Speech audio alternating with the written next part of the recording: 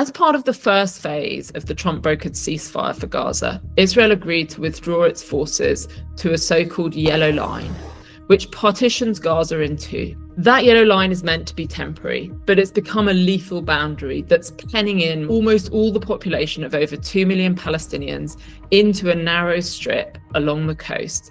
Two of those killed were 11-year-old Fadi Abu Asi and his brother, 8-year-old Gomer.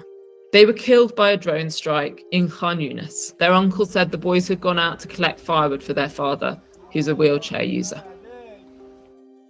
It is not always clear where the yellow line lies. In some places, it's marked out by yellow bollards that the Israeli army put in place to give Palestinians warning of when they may be approaching a kill zone. However, satellite images show that Israel has in several places used these yellow bollards to position the yellow line on the ground further west than it is on the ceasefire maps. Israel's military now controls around 58% of Gaza. Those who found themselves east of the line when the war paused had to move yet again. Satellite imagery shows almost every stretch of open ground already crammed with tents.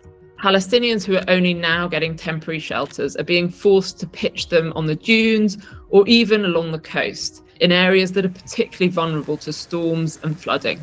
Lack of clean water and the destruction of sanitation and sewage infrastructure during the war makes this overcrowding particularly dangerous, with disease spreading rapidly as winter sets in.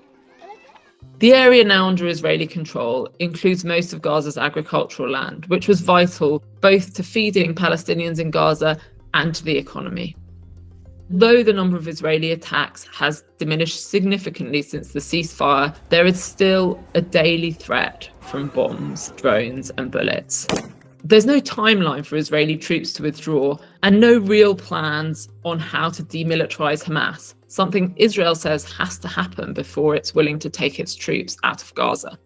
And for now, Israel and the United States are only planning reconstruction for areas inside the Israeli-controlled part of Gaza. The majority of Gaza's population then face an uncertain future amid the ruins, imprisoned by the yellow line, and killed if they try to cross it.